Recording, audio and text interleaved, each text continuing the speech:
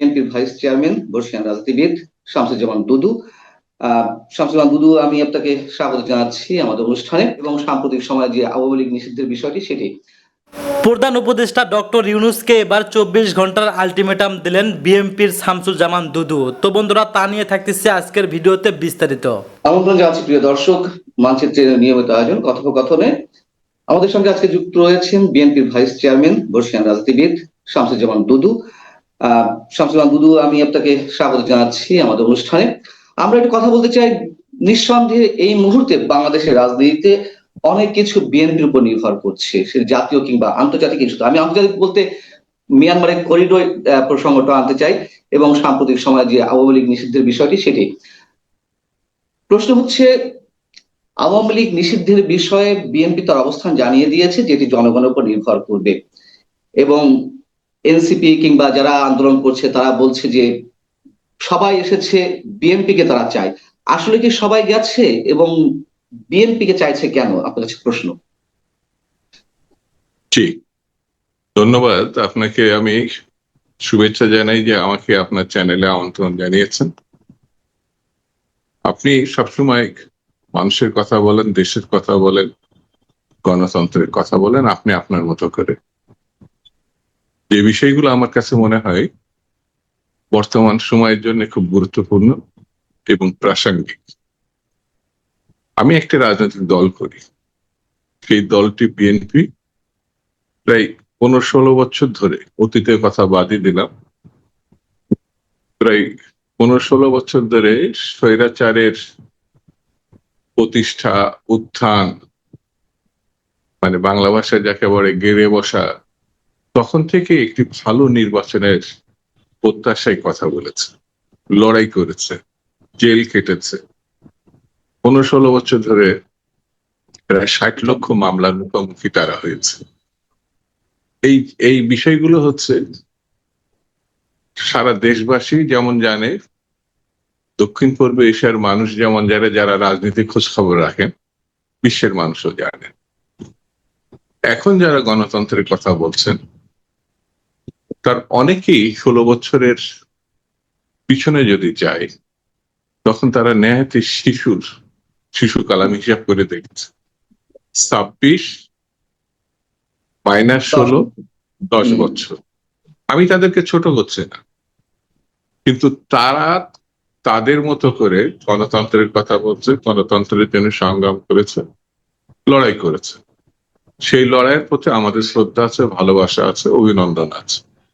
কিন্তু অতি সম্প্রতি এখন তারা যে কথাটি বলছে, আমাদের স্পষ্ট ঘোষণা ছিল, এখনো আছে, বাংলাদেশে স্বৈরতন্ত্র পতনের মধ্য দিয়ে যে অবস্থাটা এসেছে, সে অবস্থাটা হচ্ছে 16 বছরের আগে ফিরে গেলে একটা ভালো নির্বাচনের মধ্যে দিয়ে মানুষকে ক্ষমতায়ন করা, ভোটাধিকার ফিরিয়ে দেওয়া। যে শক্তি এখন দৃশ্যমান না, অথবা সেই শক্তিকে শিকড় উপড়ে ফেলার যে প্রক্রিয়া, সেটি হচ্ছে একটা নির্বাচিত সরকারের মধ্যে দিয়ে সেটি সম্ভব ছিল।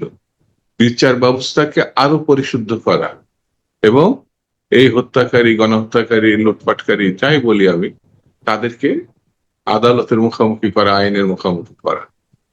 কিন্তু আমি বিচারের ব্যবস্থা করলাম না, আমি গণতন্ত্র পরিপুষ্ট করা, উত্তরণের পথ নির্বাচনও করলাম না, আমি স্বৈরতন্ত্রের উচ্ছেদ, নিষিদ্ধ করার ব্যাপারে খুব আগ্রহী। আমার বিবেচনায় যারা এগুলো করছে তারা নির্বাচনকে সম্ভবত ভয় পাচ্ছে। এই কারণে এই কথা বলছি। 8 মাসের মধ্যে তারা 8 মাসের আগে যে ভাবমূর্তিতে ছিল, 8 মাসের পরে তারা, আমার কাছে মনে হয়েছে, একটা দল গঠন বা অন্যান্য করার পরে তারা নিজেদের প্রতি নিজেরাই আস্থা রাখতে পারছে না, যে কারণে একটা বিভ্রান্তির মধ্যে জাতিকে নিয়ে যেতে চাচ্ছে। আমি যদি প্রশ্নটা একটু অন্যভাবে করি, আওয়ামী লীগ তো বিএনপিও নিষিদ্ধ করতে চেয়েছিল, হয়তো রাজনৈতিক খেলা সাময়িক ভাবে। যুবলীগের পক্ষ থেকে আমরা জানি যে নির্বাচন কমিশনে বিএনপি নিবন্ধন বাতিলের জন্য আবেদনও জানানো হয়েছিল। তারপরও বিএনপি কি প্রতিহিংসা রাজনীতি করতে চাইছে না, বিষয়টি এরকম? এবং মির্জা ফখরুল ইসলাম আলমগীর, আপনার দলের মহাসচিব, তিনিও শুক্রবার বলেছেন যে প্রতিহিংসার রাজনীতি নয়, ভালোবাসা দিয়ে আমাদের রাজনীতি করতে হবে, আসলে কি আপনারা সেটা করতে চাইছেন নাকি অন্য কোনো হিসাব রয়েছে যে না আসলে এইভাবে নিষিদ্ধ করার মধ্য দিয়ে কোনো আদর্শ আসলে মুছে যায় না?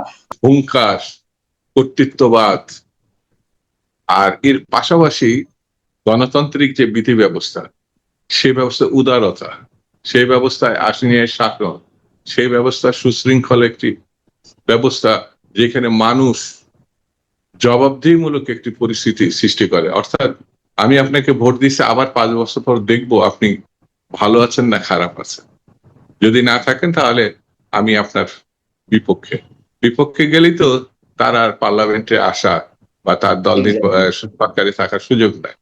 সেই কারণে স্বৈরতন্ত্র গণতন্ত্রের স্পষ্ট একটি ভেদরেখা আছে। তো যারা স্বৈরতন্ত্রের ভিতর থাকবে তারা এই ভেদরেখাকে উঠিয়ে দিতে চাইবে। সে উঠিয়ে দেওয়ার মানে স্বৈরতন্ত্র ও গণতন্ত্রের কোনো পার্থক্য নাই। গণতন্ত্রের লেবাসটা পরবে, মুখোশটা পরবে, কিন্তু আসলে তারা স্বৈরতান্ত্রিক ব্যবস্থার মধ্যে থাকবে। এখন কিছুটা এই অবস্থার মধ্যেই আছি আমরা।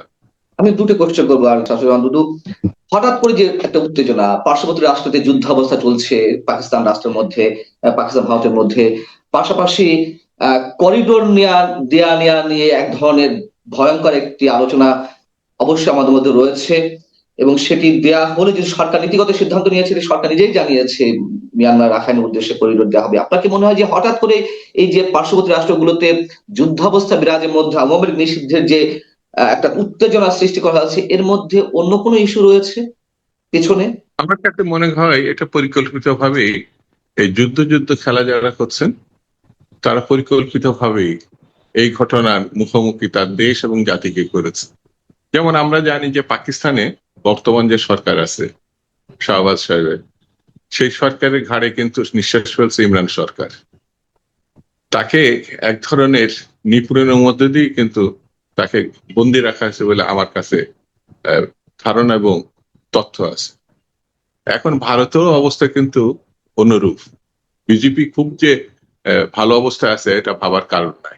অর্থাৎ ইলেকশন হলে ভারত এবং পাকিস্তানে ভিন্ন প্রেক্ষাপটে আসতে পারে, যুদ্ধ হলে কিন্তু নির্বাচনের কথা আসে না। এমনকি আমার আওয়ামী লীগ বিষয়ে যে উত্তেজনা সৃষ্টি করা নিষিদ্ধের দাবিতে, যেগুলো আবার চাপিয়ে দেওয়া হচ্ছে বিএনপি সিদ্ধান্তের উপরে, বিএনপি কে আবার চাপে রাখা হচ্ছে, এর পিছনে কি অন্য কোনো উদ্দেশ্য রয়েছে? থাকতে পারে, সেটি হচ্ছে আমি কি করে নির্বাচন, আমি কি করে গণতন্ত্রকে বাইপাস করতে পারি। যেমন ডক্টর ইউনূস তো যুদ্ধের জন্য প্রস্তুত থাকার জন্য বলেছে।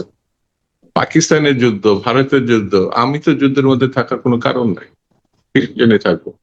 মিয়ানমার যুদ্ধ হচ্ছে গণতন্ত্র বা আউং সান সুকির কোন রকম সম্ভাবনা যেন দেখা না দেয়। এটা আমার কাছে, আমার বিশ্লেষণে। সেই জন্য এই উপমহাদেশের এই যে করিডোর প্রসঙ্গটা আছে, যেটা অতি মারাত্মক, ভয়ঙ্কর। একজন মানে সামাজিক ব্যবসায়ী লোক রাজনীতির এরকম একটি সিদ্ধান্ত এককভাবে নিতে পারে, এটা আমার কাছে মনে হয় না। যখন সে এককভাবে নেয়, এটা ভিন্নতর একটি বিষয়। আমি মনে করি যে এই সরকারের নিজস্ব জনশক্তি থেকে সমস্ত রাজনৈতিক দলের সমর্থনই হচ্ছে মূল ভিত্তি। তাদের সঙ্গে কোন রকম আলোচনা ছাড়া এই ধরনের করিডোরের সিদ্ধান্ত আত্মঘাতী বই, অন্য কিছু বলে আমার কাছে মনে হয় না। সেই জন্য আজকে যারা যুদ্ধ খেলা করছে, বিশেষত বাংলাদেশও ওই দিকে নিয়ে যাওয়ার যে প্রবণতা, সেটি আত্মঘাতী হবে। সেটি গণতন্ত্রকে ঠেকানোর জন্য, নির্বাচনকে ঠেকানোর জন্য একটি পরিকল্পিত ঘটনা বলে আমি মনে করি। কিন্তু আমার শেষ কোশ্চেন শামসুজ্জামান দুদু, এত ভয়ঙ্কর একটা বিষয় আপনার দলের পক্ষ থেকে জানিয়ে দিয়েছে আপনার সিদ্ধান্ত যে এটা কোনোভাবেই সম্ভব না কারোর সাথে আলোচনা ছাড়া এই ধরনের কোনো সিদ্ধান্তে যাওয়া। আপনার দলের ভারপ্রাপ্ত চেয়ারপারসন তিনিও বলেছেন যে এই ধরনের সিদ্ধান্ত আত্মঘাতী হবে, আপনি যে কথাগুলো বললেন। কিন্তু এই ধরনের একটা বিবৃতি বা একবার দুইবার আপনারা যেটা বক্তব্য বলছেন, এর মধ্য দিয়ে কি আপনার মনে হয় সরকার শুনবে? এবং এত বড় একটা সিদ্ধান্তে এরকম অভিযোগ উঠেছে যে বিএনপি কেন রোল প্লে করছে না, শুধুমাত্র একটা বিবৃতি বা দুই একটা কথা বলেই চুপ করে আছে। যদি সিদ্ধান্ত নিয়েই নেয়, পরবর্তীতে আমরা কি করব? সব জিনিসের শেষ থাকে।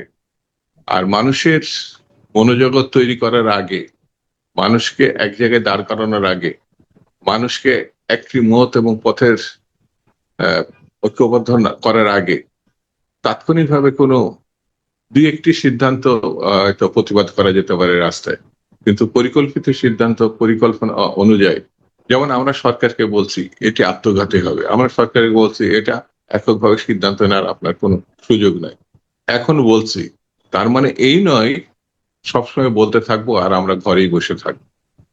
আমরা সার্টেন একটা সময় অপেক্ষা করব, তারপরে যদি না হয়, আমাদের দলে থেকে তো স্পষ্ট করে বলা হয়েছে যে আমরা গণতন্ত্র চাই, আমরা দেশের স্বাধীনতা সার্বভৌমত্ব রক্ষা করতে চাই, আমরা যুদ্ধবিরতি একটি জাতি, কিন্তু তার অর্থ এই নয় সবকিছু আমরা আনচ্যালেঞ্জ ছেড়ে দিই। এখনো পর্যন্ত সেই সময়টা আসেনি বলেই আমরা কর্মসূচি ঘোষণা করি নাই, এখনো নামি না। তার মানে এই নয় যে আমরা নামবো না। আমাদের আমরা শুনতে অতীত, পাচ্ছি ভিতর থেকে অনেক কিছু হয়ে যাচ্ছে, এরকম নানান ধরনের গুঞ্জন শুনছি, সেটা সেই বিষয়ে কি বিএনপি কনসার্ন? আমরা সব ব্যাপারেই আমাদের মতো করে নজর রাখছি, আমাদের মতো করে দেখছি, এবং আমরা মনে করি যে বিরোধী দল হিসেবে আমাদের যে দায়িত্ব আমরা যথাযথভাবে আগামীতে পালন করব। অনেক অনেক ধন্যবাদ শামসুজ্জামান দুদু আমাদেরকে আপনার সময় দেওয়ার জন্য। দর্শক, শেষ করছি আমাদের আজকে আলোচনা। ভালো থাকুন, আল্লাহ হাফেজ। ধন্যবাদ প্রিয় দর্শকবৃন্দু, আমাদের ফুল ভিডিওটি দেখার জন্য আপনাকে জানাই অসংখ্য অসংখ্য ধন্যবাদ। তো বন্ধুরা, এতক্ষণ যে ভিডিও ফুটেজ দেখতে পেয়েছেন শামসুজ্জামান দুদু যে ডক্টর ইউনূসকে নিয়ে যে সমস্ত কথাবার্তা বলেছেন, তা নিয়ে আপনাদের কী মন্তব্য অবশ্যই কমেন্ট বক্সে কমেন্ট করতে ভুলবেন না। আর হ্যাঁ, এমন নিত্য নতুন আপডেট খবর সবার আগে পেতে চাইলে এখনই আমাদের এই পিচ্চি সাকিব ইউটিউব চ্যানেলটি সাবস্ক্রাইব করুন। ধন্যবাদ।